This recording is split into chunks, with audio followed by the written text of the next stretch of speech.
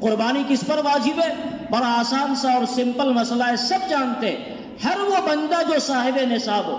ہر ایسا آدمی جو نصاب کا مالک ہو، دوسرے الفاظ میں ہر وہ بندہ جس پر صدقہ فطر واجب ہے، فطرہ جس آدمی پر واجب ہے، جس کے ذمے یہ واجب ہے کہ وہ عید الفطر کے موقع سے صدقہ فطر نکالے، یعنی 7.5 تولہ سونا یا 52.5 تولہ چاندی، یا آج کے زمانے میں 87.5 گرام سونا یا 612 گرام چاندی، یا اس کی مالیت کا اس کے پاس کوئی بھی سامان ہے جو اس کی ضرورت سے زائد ہے۔ زکوٰۃ کے بارے میں بات بار بار وضاحت کی جاتی ہے کہ وہاں مال نامی کا ہونا ضروری ہے، حولان حول کا ہونا ضروری ہے۔ ان دونوں قیدوں سے قطع نظر اور اس کی تفصیلات سے بھی قطع نظر،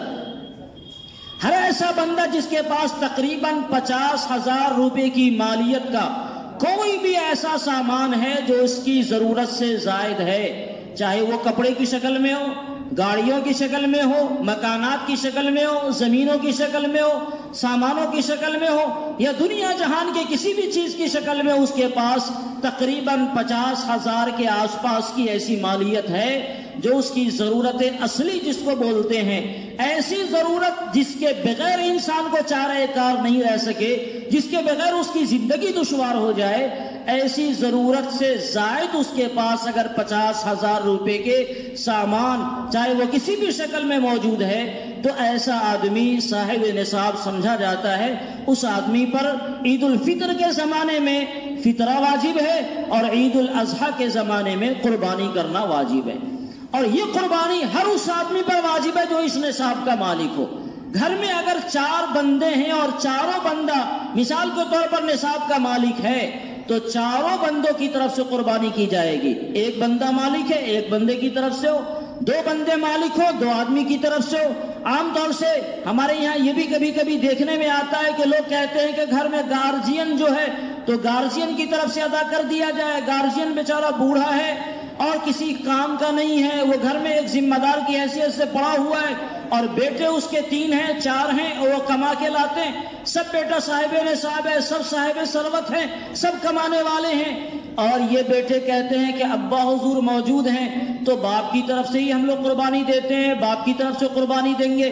یاد رکھیے احناف کے یہاں اگر آپ حنفی المسلک ہیں، حضرت امام مالک رحمۃ اللہ علیہ، امام ابو حنیفہ رحمۃ اللہ علیہ، امام احمد اور بھی بہت سارے صحابہ کرام کا مسلک ہے کہ جس آدمی کے ذمہ قربانی واجب ہے ہر ایک کی طرف سے قربانی کی جائے گی۔ بعد ہمارے علماء کا مسلک ہے کہ ایک قربانی پورے گھر والوں کی طرف سے کافی ہے، یہ ہمارا مسلک نہیں ہے، دلائل سے قطع نظر یہ ہمارا مسلک نہیں ہے، اور ہمارے جو دلائل ہیں وہ قوی تر ہیں، مضبوط تر ہیں۔ جس آدمی پر قربانی واجب ہے اس آدمی کی طرف سے قربانی ادا کی جائے گی۔ اگر آپ گھر میں ذمہ دار نہیں ہیں، آپ کا گارجین الگ موجود ہے، لیکن آپ کے باپ، آپ کی ماں وہ صاحب نصاب نہیں ہے اور آپ کماتے ہیں، کمانے امانے کی ذمہ داری آپ کے سر ہے، کما کر آپ لا رہے ہیں اور آپ صاحب نصاب ہیں، تو پھر آپ کی ذمہ داری بنتی ہے کہ آپ اپنی طرف سے قربانی کریں۔ آپ کہیں گے کہ ابا حضور موجود ہیں، وہ ہیں، ٹھیک ہے اپنی جگہ، اگر آپ کو اتنی استطاعت ہے تو باپ کی طرف سے بھی ادا کر دیں،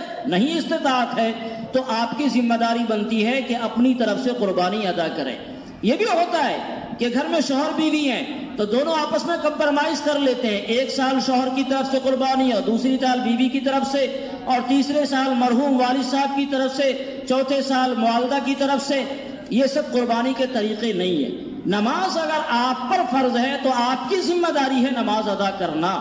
گھر میں اگر دیگر افراد پر فرض ہے تو ان کی بھی ذمہ داری ہے ادا کرنا۔ یہ نہیں کہ 4 آدمی پر فرض ہے تو ایک نماز ہم جا کے پڑھاتے ہیں اور دوسری نماز فلاں آدمی جا کے پڑھاؤ اور تیسری نماز فلاں جا کے پڑھاؤ۔ 5 آدمی گھر میں ہے تو 5 یہ باری لگا لیں کہ ایک نماز سب لوگ پڑھ لیں گے اور 5 کی طرف سے کفایت ہو جائے گی۔ تو اگر ایسا ہی ہے تو کھانے پینے میں بھی یہی باری لگا لیجئے،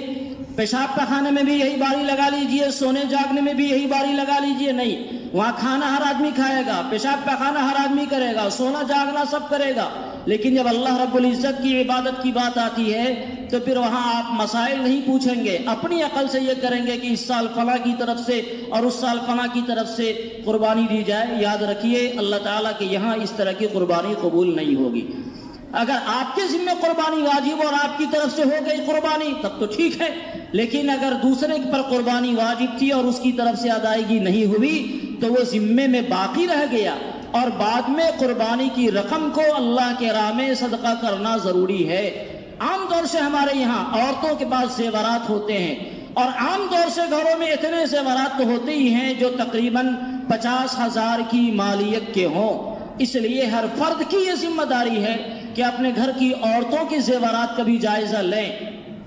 اور جائزہ لے کر یہ دیکھیں کہ کیا ان پر قربانی واجب ہو رہی ہے۔ اگر قربانی واجب ہوتی ہے تو اس کی ادائیگی کی فکر کرنی ہے۔ جو آدمی قربانی نہیں کرتا، آقا علیہ الصلوۃ والسلام نے بڑی دردناک وعید سنائی ہے، من وجد ساعۃ لأن یضحی فلم یضحی فلا یحضر مصلانا۔ آپ فرماتے ہیں کہ جو آدمی قربانی کی استطاعت رکھتا ہے اور پھر قربانی نہیں کرے، وہ اس لائق نہیں ہے کہ وہ عیدگاہ جا کر نماز پڑھے۔ وہ کیوں جائے گا عیدگاہ جب اس نے قربانی نہیں کی؟ کس چیز کا شکریہ وہ ادا کرے گا؟ اس لیے یہ بڑی دھمکی ہے حضور علیہ الصلوۃ والسلام کی طرف سے۔ لہذا اس موقع سے جبکہ پوری ملت اسلامیہ قربانی کے اس فریضے کو ادا کرتی ہے، ہم سب کو بھی قربانی کے اس فریضے کو ادا کرنے کی کوشش کرنی چاہیے۔ ہر آدمی کو اپنے مال کا جائزہ لے کر یہ دیکھنا چاہیے کہ کیا ہم صاحب نصاب ہیں، ہمارے گھر میں کوئی جو بندہ ہے وہ صاحب نصاب ہے، تو اس کی طرف سے ہر حال میں قربانی کی ادائیگی